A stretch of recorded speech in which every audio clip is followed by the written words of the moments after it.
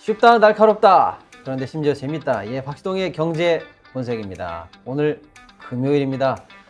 다양한 일들이 많았던 한 주, 예, 오늘까지 오시느라고 고생 많으셨고요. 금요일에는 또 저희가 금요일의 남자 부동산 일타 강사 연일 폭발적인 조회수와 반응을 이끌어내고 계시는 이광수, 예, 광신의 복덕방 대표님 모시고 알고 보니 코너 진행하는 날인데요. 본격적으로 들어가기 앞서서 저도 한 가지, 예, 아무튼 스픽스 관련해서, 예, 구독자분이 조금만 더 하면 저희가 이제 60만이니까, 예, 구독 알리기 운동 좀 같이 그래서 구독 60만 빨리 돌파했으면 좋겠고요. 저는 우리 구독자분들을 칭하는 애칭이 정어리 떼인지를 몰랐어요. 근데 아무튼 정어리 떼라고 하는데, 예, 정어리 떼가 더 많이 들었으면 좋겠고요. 스픽스몰도 많이 사랑해 주시면 감사하겠습니다. 자, 이광수 대표님 인사 소개 부탁드리겠습니다. 안녕하세요. 광수의 복덕방 이광수입니다. 한 주간 잘 지내셨습니까? 예, 바쁘게 잘 지냈습니다. 네, 대표님이 해주시는 지난주 말씀도 너무 피가 되고 살이 되는 말씀이어가지고, 네. 독자님 반응이 참 좋아요. 그런가요? 네. 오늘 잠깐 잘 안 돌지 머리가. 저도 그래요. 이번 주가 좀 다사다난해가지고, 이번 주 유난히 또 바빠서요. 빨리 금요일 왔으면 좋겠다 했는데, 사실 제가 이번 주에 예. 그 민주당에서 주최하는 네. 그 경제 예. 토론회 다녀왔는데. 언제 했습니까? 수요일인가? 수요일이요? 네, 네네네. 네. 근데 되게 좋았어요. 좋았습니까? 이재명 대표님하고 같이 네네네. 얘기도 하고, 예. 그래서 어떻게 한국 경제나 뭐 부동산 포함해서 네네네. 지금 뭐가 문제고 어떻게 살려야 된다 이런 말씀들 좀 나누고 왔고요. 네.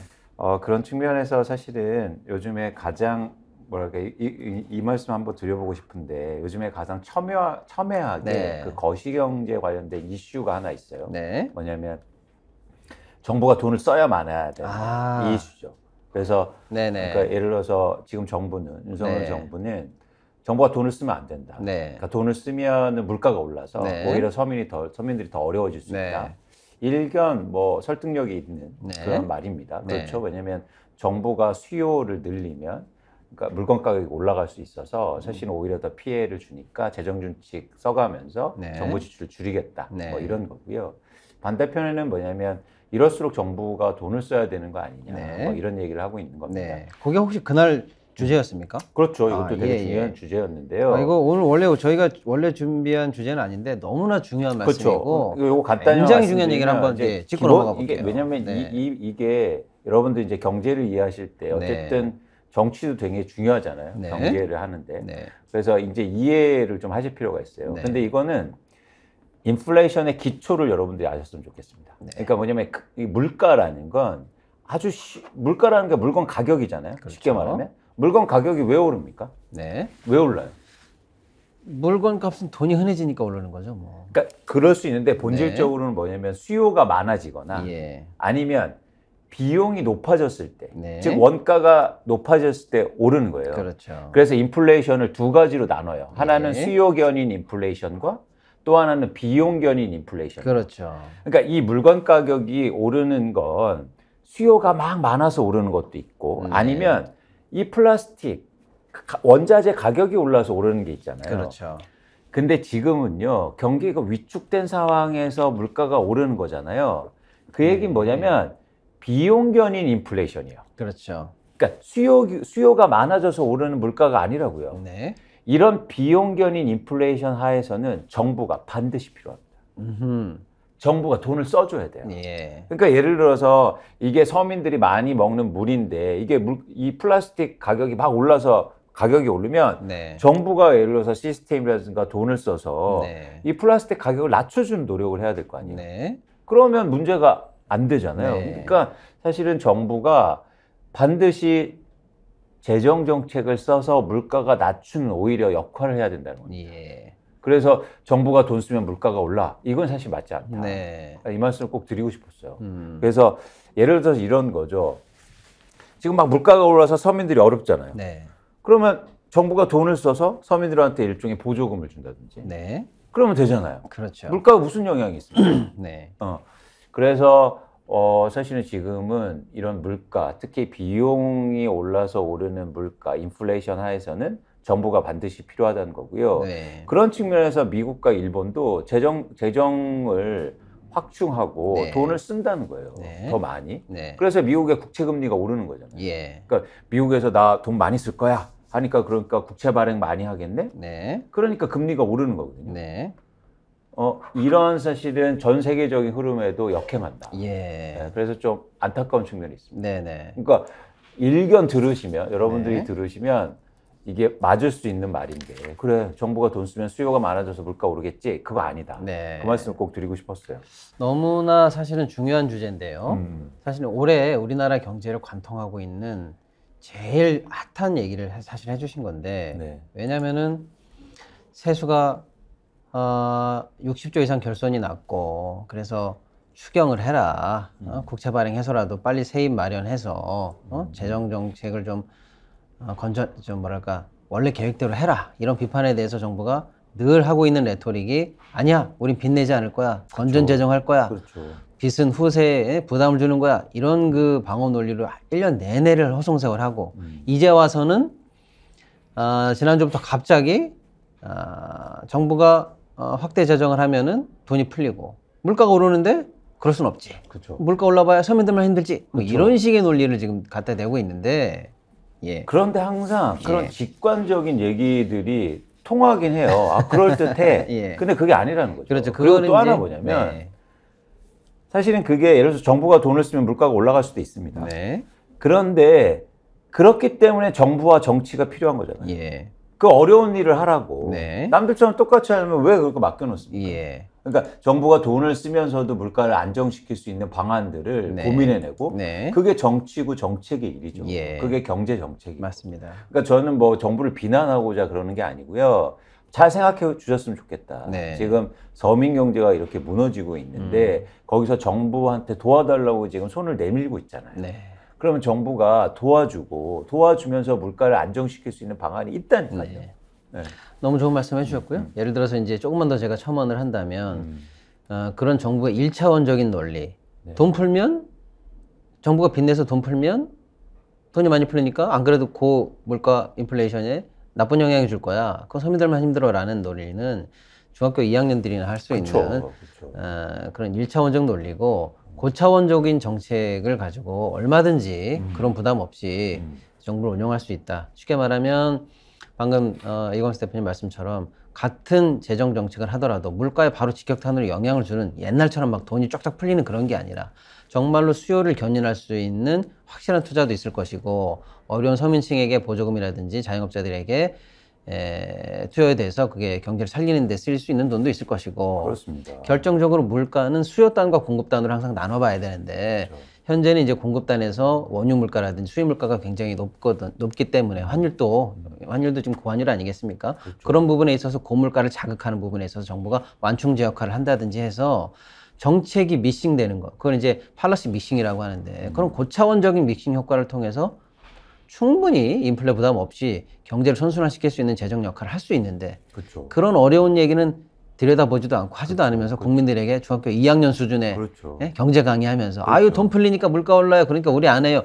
이런 식의 그러니까 그 얘기는- 다르면 또 예. 사람들이 많은 분들이 또 그렇네 라고 생각할 수 있어요. 근데 그거 아니다. 그럼요. 알고 보니. 네네. 그러니까 또 하나 뭐냐면 또 알고 보니 우리 코너까지 또 예 맞습니다. 알고 보니 그거 아니거든요. 또 하나 뭐냐면 네. 그러니까 옛날 말씀 잘 하셨는데 예전에는 재정 정책이요 도로 예. 깔고 철도 깔고 기차 네. 이러니까 물가가 올랐죠. 예. 지금은 그런 구시대적 재정 정책을 쓰는 시대가 아니잖아요. 네네. 그래서 정확히 타겟팅해서 그렇게 올바른 그러니까 좋은 경제 정책들을 쓰면 네. 한국이 지금 기로에 섰는데 그럼요.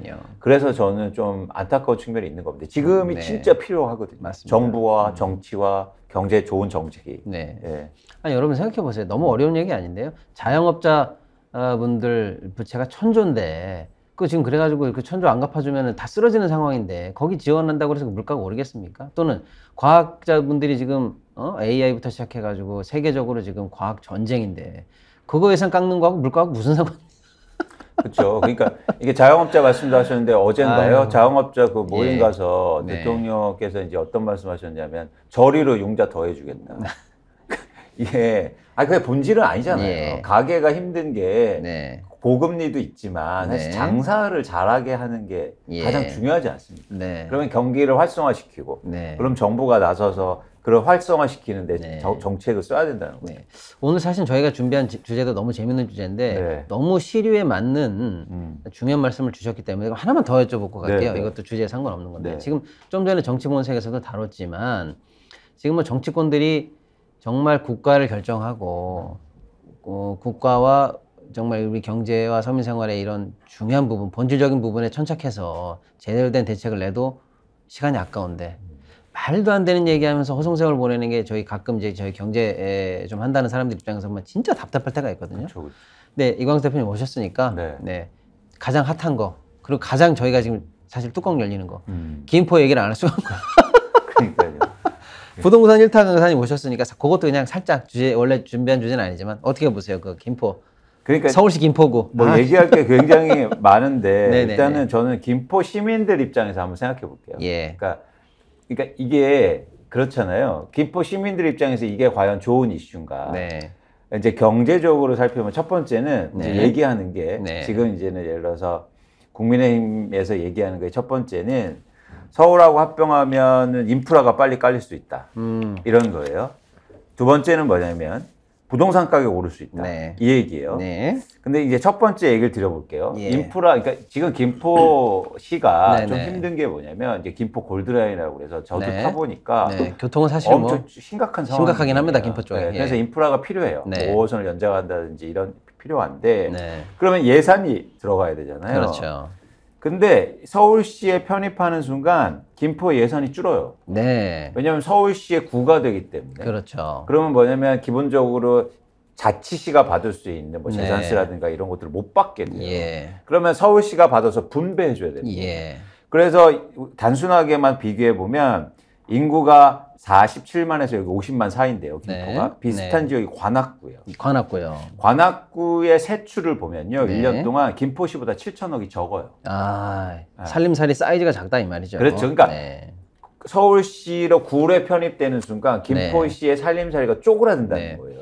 그러니까 김포 시민 여러분 한 달에 100만 원어치 돈을 쓰는 김포시 정부랑 지금 정부의 서비스를 받다가 이제 김포구 서비스를 받으려면 한 달에 70만 원 받게 된다는 얘기예요. 그렇죠. 예. 여러분이 받는 돈이 줄어요. 그러니까 이게 돈이 주니까 인프라를 건설할 수 있는 돈도 줄어들 거고. 네. 그러면 이제는 서울시에서 의지를 갖고 네. 김포시만 밀어줄게. 네. 이럴 수 있잖아요. 네. 근데 서울시는 뭐 하늘에서 돈 떨어집니까? 서울에 뭐 다른 구는 뭐 돈 안 씁니까? 그렇죠. 예. 그 지점이에요. 네. 그렇게 되면 그러면 사실은 이게 지역 간 형평성의 문제가 또 생긴단 말이에요. 네. 그러다 보니까 이게 바로 문제가 생기는 건 뭐냐면 네. 물론 그렇게 할 가능성도 낮지만 지금 서울 시민들이 반대를 하고 있잖아요. 그렇죠. 뭐 60% 70% 이상. 네. 그래서 이것도 사실 문제고 두 번째는 잠깐만요. 그럼 첫 번째 우리 이광수 대표님이 지적해 주신 거, 야, 말도 안 되지만 일단 서울시 김포구가 된다 쳐도 갑자기 인프라 좋아지지 않는다. 들어가는 예산의 경로 이런 게 지금보다 오히려 불리하면 불리해졌지 그렇죠. 좋아질 리 없다. 그렇죠. 이렇게 정리를 해 주신 거고. 그렇죠. 전문 분야. 자, 그러면 도대체 집값은 어떻게 될 것 같습니까? 그러니까 이렇게 서울시 김포구가 되잖아요. 네. 그러면 이제 집값이 오른다. 지금 심지어 이제 전문가들도 10% 오른다. 뭐 2, 말도 안 3만 돼. 오른다. 예, 이런 예. 얘기 하는데 그러면 네. 저희가 항상 이런 걸 답을 찾을 때는 질문을 네. 바꿔보는 거예요. 그렇죠. 그럼 어떻게 바꾸냐면 그러면 서울의 아파트 가격이 오른 게 예. 서울시 이름 때문에 오른 겁니까? 야, 그렇죠. 그러니까 서울시 아파트 가격이 오른 건 첫 번째 상대적으로 직주 근접, 그렇죠. 그죠? 네. 두 번째는 학군, 예. 그렇죠? 예. 세 번째는 뭐 예를 들어서 상대적으로 인프라가 좋은 거, 예. 이 세 가지잖아요. 네네. 이게 본질이라고요. 맞습니다. 그렇기 때문에 서울시 또 구별로도 아파트 가격 차이가 있는 거예요. 그렇죠. 근데 이 차이가요, 그러니까 이게 부동산 일종의 트렌드인데 네. 지금 수요가 줄다 보니까 네. 점차적으로 계속 주택 수요가 줄잖아요. 네. 그래서 이제는 지역을 얘기할 때도요, 세부적으로 얘기해요. 네. 그러니까 무슨 얘기냐면 예전에는 어디 살아 그러면 아주 오래전엔 저 서울 살아요. 그러면 오 좋네. 근데 지금은 서울시 살아온 보면 뭐야? 야, 서울시 다 니네 집이냐? 어디 살아? 근데 한 10년 전에는 어디냐면 저 강남구 살아요. 그때만 해도 강남 주민이야 이랬는데. 근데 지금은요 더 상세하게 그렇죠. 들어가요. 야, 강남이 뭐 여기서부터 저기까지가 다 강남인데 강남 중에 어디? 압구정, 그렇죠. 반포, 반포. 그렇죠. 이렇게 세부적으로 든다는 거예요. 네. 성남시라고 하지 않아요. 성남시, 네. 분당, 네. 판교. 그렇죠. 그렇잖아요. 예, 예. 그러니까 뭐냐면 이 얘기를 말씀드리면 이게 좋다 나쁘다를 떠나서 네. 사실은 아니, 뭐 그게 명확한 현실이죠. 뭐. 예. 예. 그래서 뭐냐면 그렇게 세분화된다는 건 뭐냐면 단순하게 서울시 된다고 해서 아하. 서울시 돼서 그러니까 이게 가격이라는 게 네. 김포시에 사시는 분들은 네.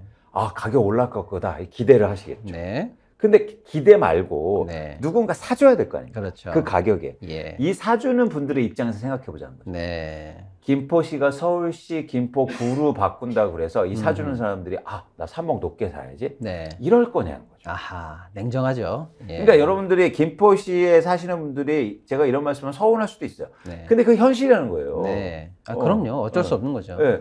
그런 차원에서는 사실은 이 효과도 제한적이다. 맞습니다. 그러니까 네. 이제 대표님 말씀은 주소가 서울시 김포구로 바뀌었다는 그 하나만으로 원래 김포시 각 그 내재에 있는 김포시도 뭐 사실 천지 차이니까요. 좋은 데도 있고 사이트마다 그 내재에 있는 인프라, 학군 예를 들어서 집값에 영향을 주는 그렇죠. 다양한 요소들이 그렇죠. 뭐가 바뀌었냐. 그렇죠. 이름 바뀐다고 그 집이 갑자기 3억이 오른다는 것 자체가 현실적으로 말이 안 된다. 그렇죠. 요즘 부동산 트렌드는 이름이 중요한 게 아니고 거기 있는 인프라, 그렇죠. 환경, 하다못해 동호수까지 그렇죠. 뭐 전망에 따라서 그렇죠. 층마다 얼마나 부동산이 세분화돼 있는데 그렇죠. 홀랑 주소 하나 이름 바뀌었다고 가격이 올라간다는 말 자체에 그러니까 속지 김포 마시라. 시민분들께서 진짜로 부동산 가격 상승을 원하신다면요. 예. 이렇게 요청하셔야 돼요. 네. 이름이 중요한 게 아니라 빨리 인프라 깔아줘. 그렇죠. 돈 내서 그걸 네. 요청하셔야 되고요. 네. 아니면 민족사관구가 유치해줘. 차라리 그런 게 낫죠. 그러니까 지금 나오는 기사가 예. 서울시 김포구가 되는 게 중요한 게 아니고 서울에는 5호선, 9호선을 빨리 연장해줘. 그렇죠. 이게 핵심이고 그렇죠. 잘못하면 서울시 김포구가 되잖아요. 네. 그러면 쓰레기 매립장이 더 빨리 지어져요. 그러면 김포 입장에서는 이런 말씀드리기 좀 뭐하지만 어쨌거나 혐오 시설이라고 이제 속칭 될 수 있는 시설이 오히려 더 쉽게 들어올 수 있어요. 지금은 그렇죠. 디펜스라도 하고 있지 김포가. 그래서 예를 네. 들어서 김포 시민들이 요청할 거는 말씀드린 것처럼 인프라 빨리 만들어주고 예. 그다음에 뭐 예를 들어서 서울대학교 분교를 만들어달라는 예. 사실 이게 더 현실적이고 맞다. 네. 예. 맞습니다. 그게 이제 좋다 나쁘다를 떠나서 그럼요. 그러니까 예. 본질은 사실 거기에 부동산만 본다. 예. 왜냐면은 정치인들이 진짜로 그 김포와 서울의 발전을 놓고 심도 있게 토론해서 국가 미래를 놓고 얘기한 게 아니라 우리가 뻔히 보이지 않습니까? 결국에는 그 얄팍한 물욕, 부동산 심리만 자극해서 되지도 않을 일을 해서 이걸 자극하려고 하는 뻔한 술수가 보이는데 그 뻔한 술수조차도 이건수 대표님 말씀에 따르면 그거 집값에 도움 되지도 않는 거야. 그렇죠. 라는 얘기를 정확히 아셔야. 그리고 저는 지금 우리 시민들이요, 네. 이런 거에 속지 않는다. 네네네. 네, 그리고 본질에 대해서 이미 알기 때문에 그런 증거를 봤어요. 네. 왜냐하면 지금 여기 있는 가양구 그 얘기 한번 선거에서 좀 할까요? 네. 사실은 여러분 정치인들이 그렇게 얄팍한 수를 막 던져가지고 그 집값에 대한 욕망, 나만 잘 살면 된다는 욕망을 자극해서 선거 한번 치르고 나면 뒤에 가서 나 몰라라 하는 것들을 많이 했거든요. 그런데 그렇게 해서 여러분 우리가 정치권이라든지 이런 데서 많이 그동안 속고 좀 허송세월을 많이 보냈지 그렇죠, 않습니까? 그렇죠. 소중한 기회들을 많이 그렇죠, 날리고. 그렇죠. 그런데 이번에 과연 여러분들이 이 작전에 속을 것이냐 아닐 것이냐 라고 했을 때 아주 중요한 힌트가 있다 네. 라고 하는 말씀이시죠? 그러니까 예. 이번에 저희 구청장 선거할 때 요번에 네. 스픽스가 있는 여기 강서구청. 네, 강서구청. 예. 강서구청에 이제 구청장 선거했을 때 뭐냐면 대표적으로 이제 슬로건이 뭐냐면 빌라를 아파트로 했잖아요.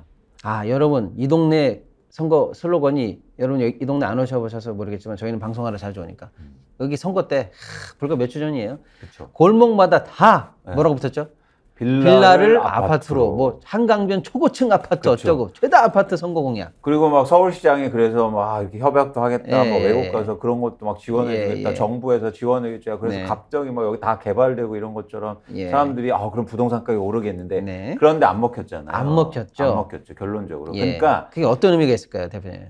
저는 두 가지인데요. 네. 첫 번째는 그런 어떤 단순한 슬로건, 예를 들어서 네. 집값 올려줄게라고 사람들이 이제 면밀하게 보기 시작했다. 아하. 실제로 실현 가능성이 있느냐? 이제 여기 집값 누가 어느 당이 되면 집값 올려준대 이거 말 안 돼. 말안 말 된다는- 안 돼. 말안 어떻게 된다는 할 건데 이런 구체적인 걸 주민들이 묻기 시작했다. 그렇죠. 그랬더니 거기 답이 없는 거예요. 사실은, 거짓말이네. 네. 이런 식으로. 그러면 저거 실현이 안 되는데 저걸 하고 내 귀중한 표를 행사한다? 그건 아니다. 네. 두 번째는 뭐냐면, 그러니까 저는 이 생각도 갖고 있는데요. 네. 과연 집을 갖고 계신 분들도 집값이 계속 오르는 게 좋은 건가? 아하.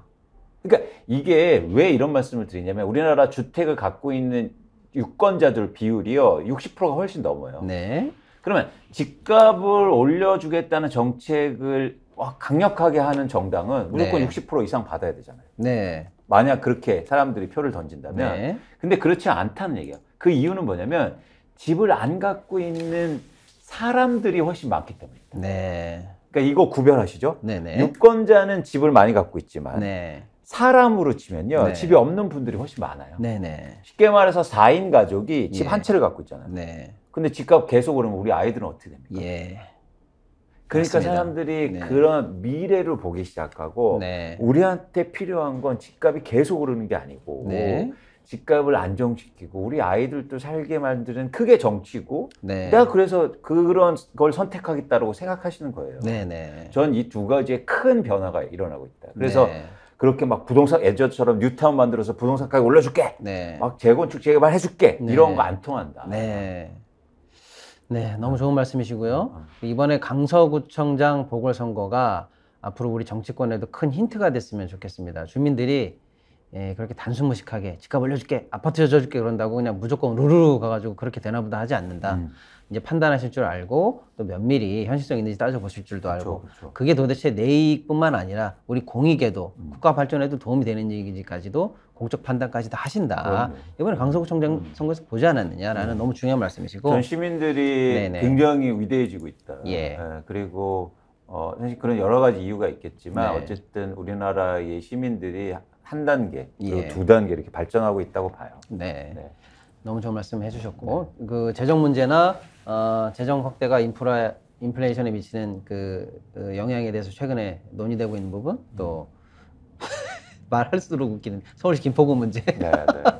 두 개 이제 살짝 짚어봤고 너무 중요한 얘기라 그렇죠. 대표님 오신 김에 잘 짚어봤고 네. 또 오신 김에 또 원래 우리 준비했던 이것도 너무 재밌는 얘기라서 바로 이어가 볼까요? 네. 계속해요? 네, 계속 하시죠.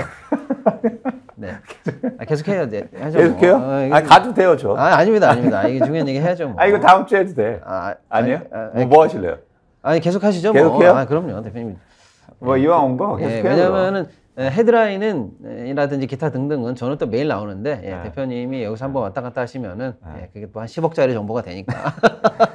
오늘의 주제. 오늘은 사실 최근에 또 이 부동산 시장이 가장 큰 이슈이기도 해요. 네. 왜냐면 금리와 부동산. 그렇죠. 그래서 왜 이것도 왜 중요하냐면 여러분 이번 주에 미국, 일본의 기준금리가 나왔고 우리도 조만간에 나오겠지만 이게 금리 앞으로 큰 영향을 미칠 건데 우리 기준금리에도 당연히 부동산은 금리 아니겠습니까? 그렇죠, 네, 그렇죠. 너무 중요해서요. 근데 일단 금리를 볼 때 여러분들이 꼭 이렇게 아셔야 될 건 뭐냐면 네. 기초적으로 기준금리와 시장금리는 다른 거예요.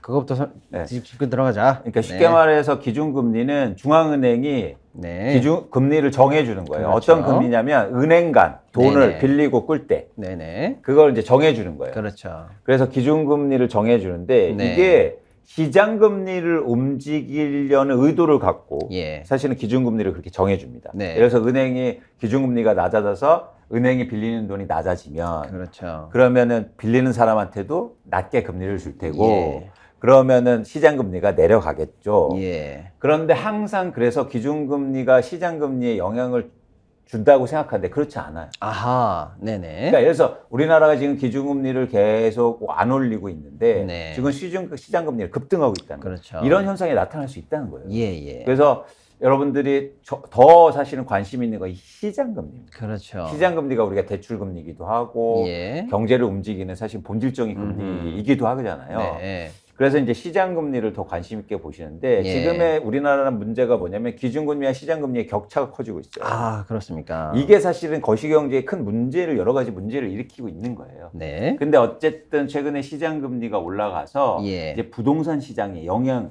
예. 미칠 가능성이 되게 커지고 있다. 예. 그러면 항상 저희가 이런 질문을 할 때, 네. 그러니까 저희가 이제 투자나 경제를 얘기할 때는 제가 계속 강조하지만 산수나 과학이 아니기 때문에 그렇죠. 100% 정답이 없어요. 네. 그래서 과거에는 어땠는가를 네. 꼭 물어봐야 돼요. 아, 너무 좋은 접근법이죠? 예, 예. 네. 그래서 그럼 금리와 부동산과 관계가 어땠는지 한번 네. 기본적으로 살펴보자는 거예요. 아, 맞습니다. 그래서 일단 여러분들이 생각해 보세요. 금리가 최근에 계속 낮아졌잖아요. 네. 근데 그래프 한번 봐주시면 이게 한국의 주택담보대출 금리예요. 주택담보, 여러분, 주택담보 할 때, 대출 받을 때, 그때 금리. 그렇죠. 예. 그러니까 이거는 기준금리고 여기서 여러분들이 봤을 때는 각자의 신용등급에 따라서 네. 저기서 가산금리가 붙을 겁니다. 그렇죠. 근데 잘 보시면 최근 거를 일단 보시지 마시고 네. 이 금리가 7%대에서 계속 떨어지잖아요. 아, 2007년에 7을 찍다가, 주담대가 7을 찍다가, 2021년 네. 2.5까지 그렇죠. 쭉 내려갔네요. 그러니까 거의 5%포인트가 예. 사실 떨어지죠. 네. 그렇죠? 그러니까 사실은 이게 저는 이후로 저금리가 계속된 거예요. 그렇죠. 근데 이런 저금리가 됐을 때 주택담보대출이 금리가 떨어지면 어떤 현상이 벌어질까요? 당연히 대출이 증가할 겁니다. 네, 대출 받기 한번 보세요. 쉬우니까요. 한번 보세요. 네. 근데 여기서 흥미로운 현상이 나타나요. 네. 다음 장을 봐주시면 잘 보세요. 이게 예. 주택담보대출과 예. 금리와 그려드린 거예요. 네네. 실선은 대출 금리고요. 금리. 막대 그래프는 담보대출 금액이에요. 예. 자, 근데 선형으로 같이 안 만나죠. 즉 금리가 떨어지면서 이게 자연스럽게 증가하는 게 아니라 네. 어떻습니까? 갑자기 증가하죠. 약간 가장 낮을 때 조금 폭발적으로 증가되는 거지. 그렇죠. 그렇죠. 계속 연동하면서 전기료 반비례 관계를 가져가면서 가는 것 같지는 않네요. 그렇죠. 네네. 저게 왜 그러냐면 예. 저게 굉장히 중요한 경제적인 함의가 있는 거예요. 아, 요게 오늘 또 100억짜리 강의가 되겠습니다, 여러분. 자, 예. 우리가 일반적으로 생각하기에 이런 겁니다. 네. 7%가 6% 떨어지면 사람들이 대출을 받았겠지. 네. 그러니까 이거는 결과를 보기 때문에 예. 자, 과정을 보시는 거예요. 네. 자, 이게 7%였어요. 네. 6% 떨어지면 사람들이 어떻게 생각할까요? 더 떨어진다? 그것도 중요하지만 네. 일반적으로 생각했을 땐 우리가 저 대출을 안 봤을 때는 네. 아, 금리 1% 떨어지니까 대출 늘어났겠지 네. 라고 생각해요. 예. 그런데 그렇게 안 되죠. 네네. 이유는 뭐냐면 방금 말씀하신 게 핵심이에요. 네. 더 떨어진다고 보는 거예요. 아하. 아, 그러니까 여러분, 7에서 6 되면 대출이 예를 들어서 1% 늘고 6에서 5 되면 대출이 2 늘고 이렇게 되지가 않는다는 거죠. 않는다. 7이 예를 들어서 2까지 떨어질 때까지 기다렸다. 2 되면 그때 팍 늘어난다. 그러니까 2까지 떨어지는 그 기준점을 아하. 본 게 아니라 떨어지는 게 예. 계속 돼야 사람들이 저금리라는 걸 인지하게 되는 인식해야 거예요. 시간이 있구나. 그게 적응적 기대라는 거예요. 아하. 적응적 기대. 네. 사람들은 합리적으로 기대하지 않아요. 네네네. 이게 충분히 오랫동안 돼야 저금리네 아하. 하고 대출을 받아요. 네네네. 이해하셨죠? 네네. 그러면요. 이해가 확 됩니다, 여러분. 이거 100억짜리입니다. 자, 그래서 예.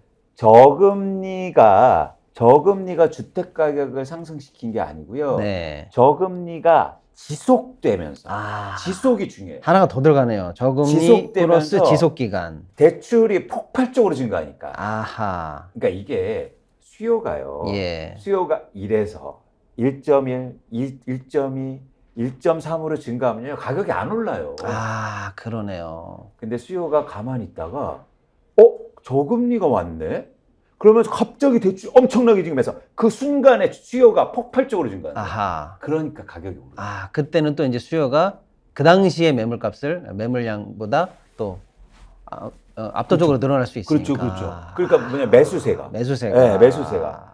한번 그래프 보세요. 이야, 오늘 또 비밀이 하나 벗겨집니다, 여러분. 자, 여러분들이 그 전장 다시 한번 볼게요. 이거 한번 이제 관심 있게 보세요. 그런데 네. 대출이요 확 증가했잖아요. 예, 2015, 2016년에. 그러다가 집값이 올랐는데 흥미롭게도 계속 저금리가 유지되는데 이제 대출이 줄어요. 아하. 그럼 어떻게 돼야 됩니까? 본질적으로는? 대출이 줄면요? 네. 사는 사람이 줄지. 그렇죠. 예. 근데 그러면 저때 집값이 빠졌어야 집값이 되잖아요. 빠졌어야 정상인데. 근데 계속 올랐죠. 아하, 집값은 2018, 2019 계속 오르죠. 오르죠. 예. 더 오릅니다. 예. 그 이유는 다음 장에 있어요. 네. 이유는 뭐냐면 이것 때문이에요. 아, 전세 대출이 증가해요. 전세 대출이 증가하는구나. 네. 2차 공격이 들어오는 거군요. 네. 2차전이 벌어지네. 자, 자, 이런 거예요. 네네네. 자, 이게 경로를 얘기해 드릴게요. 예. 저금리가 아니고 뭡니까? 네. 저금리가 저금리의 지속됐어요. 지속. 예. 그러니까 사람들이 인지해요. 저금리가 인지했다. 이제 집 사야 되네. 네. 대출을 일으켜서 집 사요. 네. 집값이 오르죠. 오르죠. 집값이 오르니까 후행적으로 뭐가 오릅니까?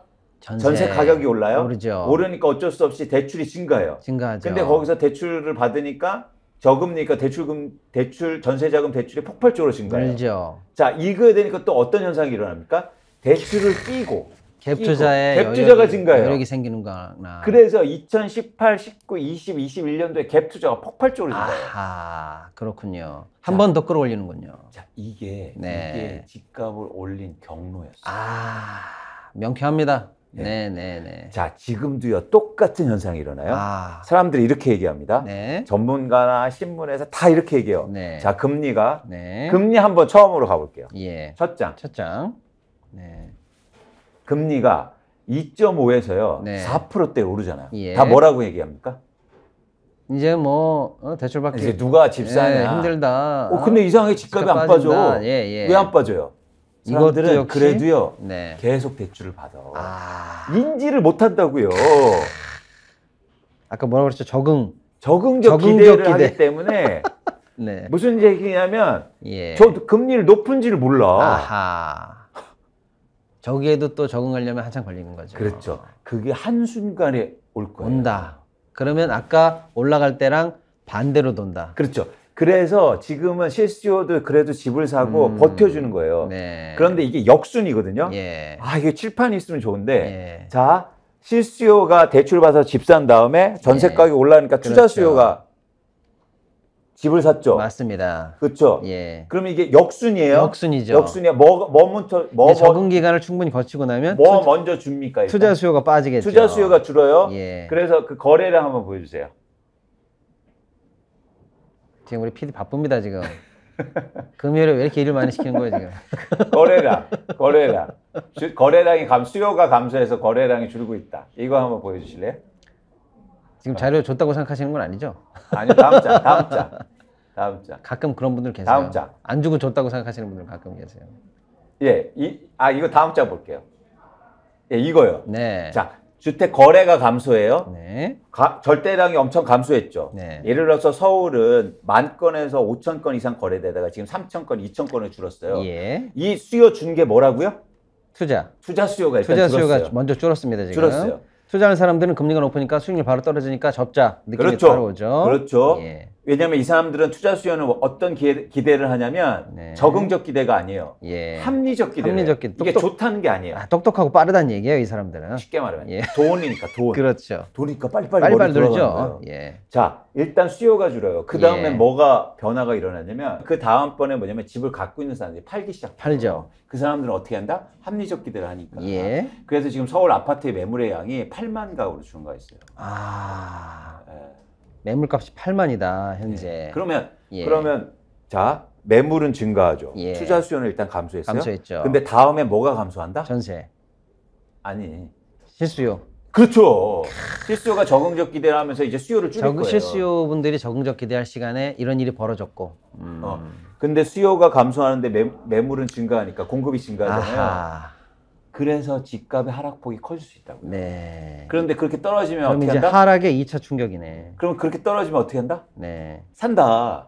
제가 그걸 강조하는 거잖아요. 맞습니다. 저번에도 얘기 네. 드렸듯이. 거기는 이제 바닥으로 봐라. 네. 그래서 어쨌든 이제 그건 또 좀 더 상세하게 말씀드리는데 네. 중요한 건 저희가 이런 경로를 여러분들 이해하실 필요가 있습니다. 예. 그래서 내 집이 왜 올랐고 네. 그리고 왜 이런 집값이 왜 변동될 수 없는지 이런 경로를 이해하셔야 돼요.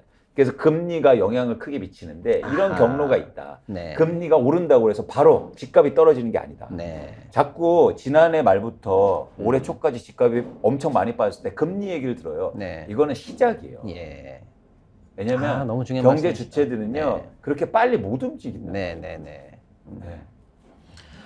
이제 금리와 집값의 상관관계, 그 안에 들어가 있는 구체적인 경로, 메커니즘. 명쾌하게 오늘 해설을 드린 것 같습니다. 네.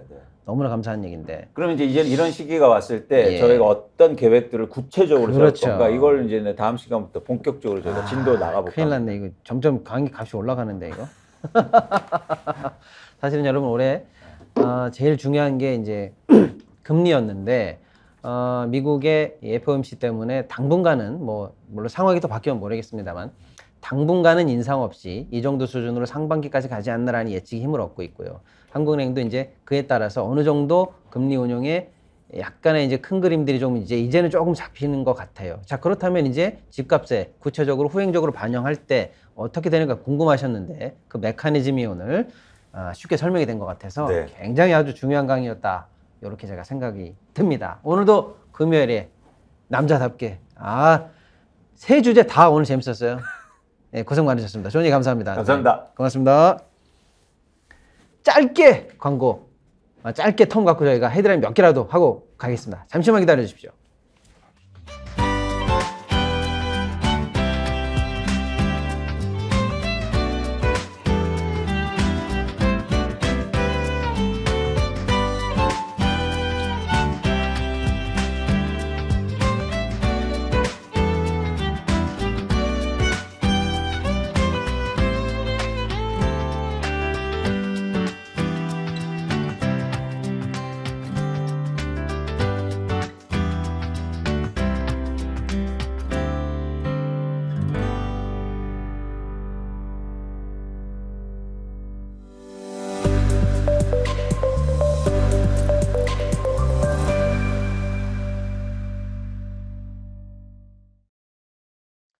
네, 경제뉴스 그게 나랑 무슨 상관? 예, 코너가 되겠습니다. 예, 여러분과 경제뉴스 함께 보면서 피가 되고 살이 되는 정보, 나랑 상관 있는 얘기 전해드리는 코너가 되겠습니다. 첫 번째 헤드라인 보시겠습니다.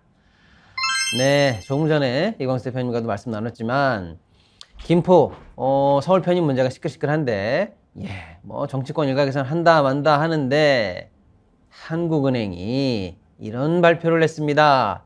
지금 수도권 인구 너무 집중됐다. OECD 중에 최고다.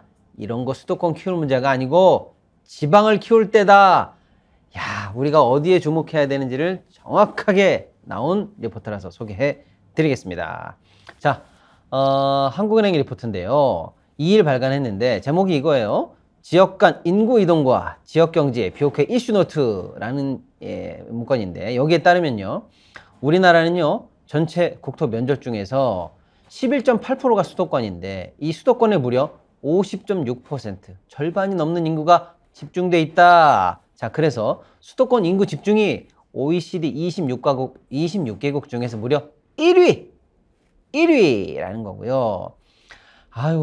아무튼 뭐 그렇습니다. 그래서 왜 그럼 우리 이 나라는 이렇게 수도권 인구 집중이 가중됐나라고 봤더니 역시 청년층의 지역 간 이동이 주요했다. 즉 지방에는요 일자리 부족하고 인프라 부족하고 학교 부족하고 결정적으로 병원도 부족하잖아요. 그러다 보니까 청년들이 당연히 일자리 좋은 인프라를 찾아서 수도권으로 집중하고 있다. 특히 15세 34세 인구들은 당연히 수도권 아니면은 뭐 힘들지 않나 이렇게 생각해서 올라오고 있는 상황이다. 그러다 보니까 지방이 많이 소멸되고 있다. 이런 얘기고 이게 결정적으로 장기적으로 보면은요. 국가 발전에 당연히 해가 되겠죠. 젊은이가 없는데요. 또 애 키우기도 나쁜데요. 출산율에도 결정적인 영향을 준다는 겁니다. 왜냐? 지방에는 사람이 없고 애 키우기 힘드니까 당연히 지방 출산율은 줄겠죠. 그럼 수도권은 좋아질 건가? 그렇지가 않죠. 왜냐? 이게 또 중요합니다. 인구 밀도가 높고요. 경쟁이 치열할수록 사람이 거기다 매몰되니까 인적 자본 투자가 과열돼서 출산이 오히려 지연된다는 거예요. 즉 경쟁하고 수도권은 수도권 나름대로 경쟁에 치여, 뭐에 치여, 집값에 치여, 살기도 힘들어.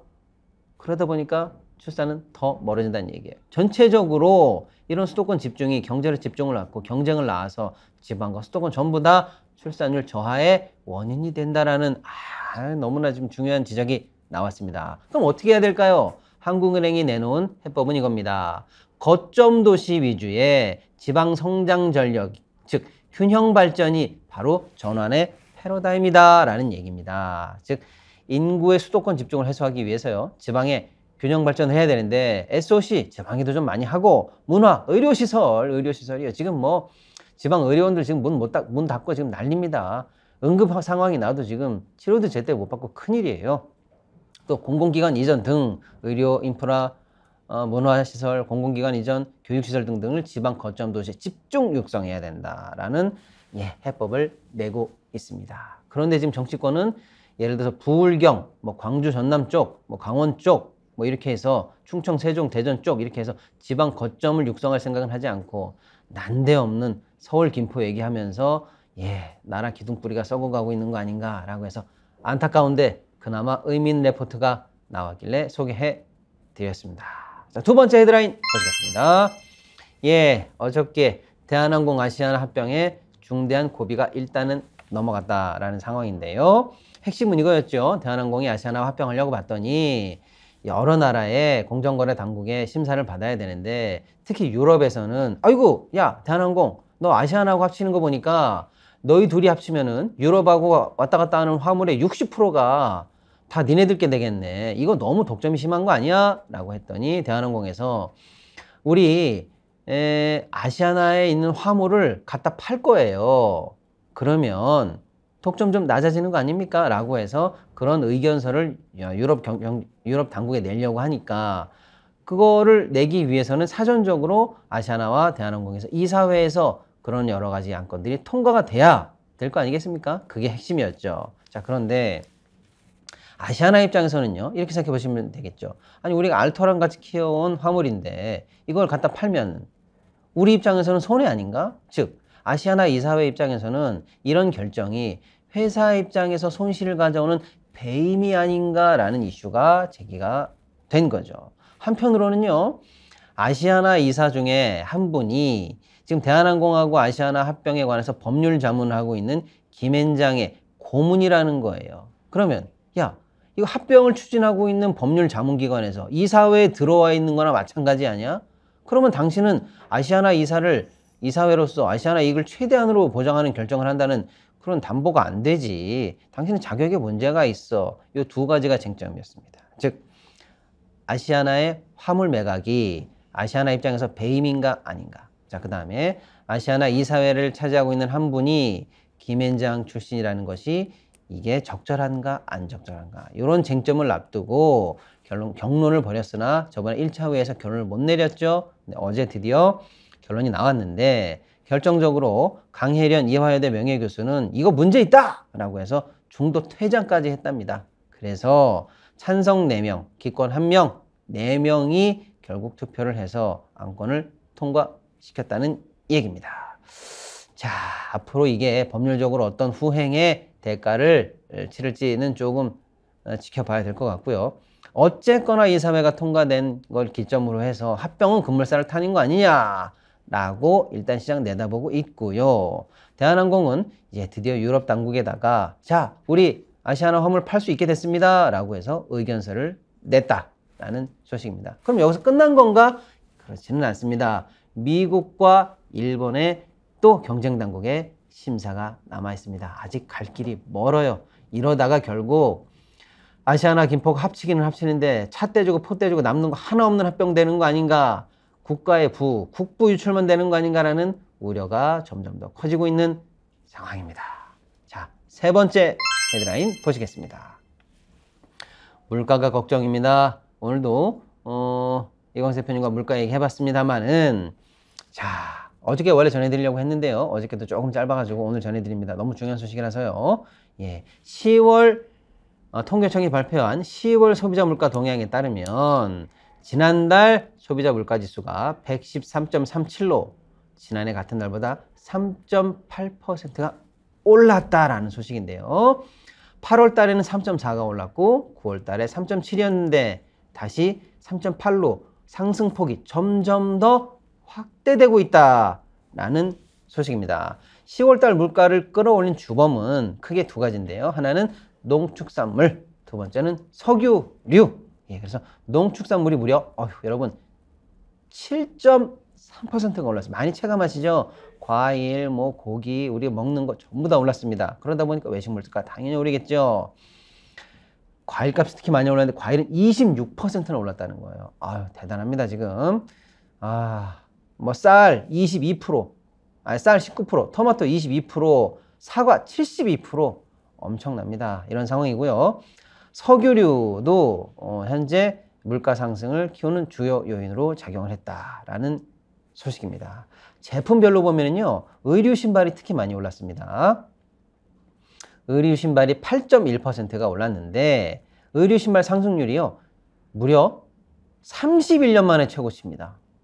31년 만이에요, 여러분. 1992년 5월 이후로 의류 신발이 가장 많이 올랐습니다. 옷 하나 사기, 신발 하나 사기도 겁나는 상황이 됐다는 얘기고요. 우리 서민분들이 직접 체감할 수 있는 144개 품목을 중심으로 쉽게 말하면 이제 체감 물가라고 여겨지는 생활 물가 지수는요, 4.6% 올랐어요.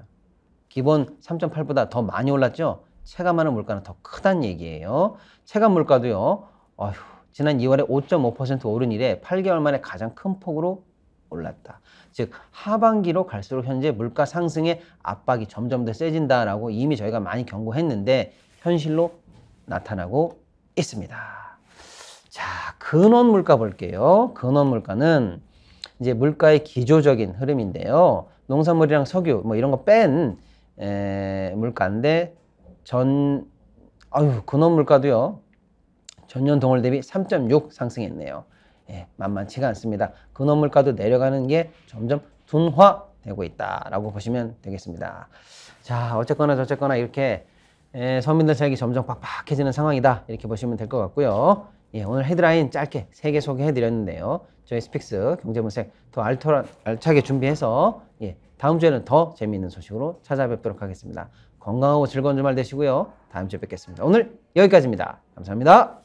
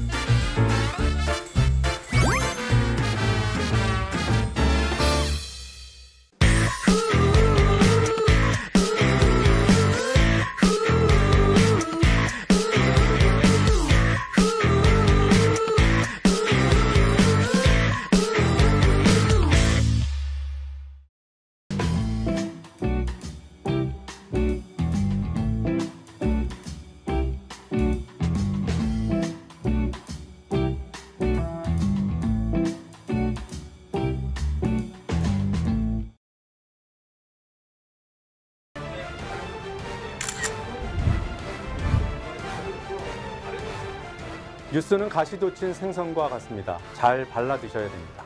제가 발라드리겠습니다. 노종면의 뉴발.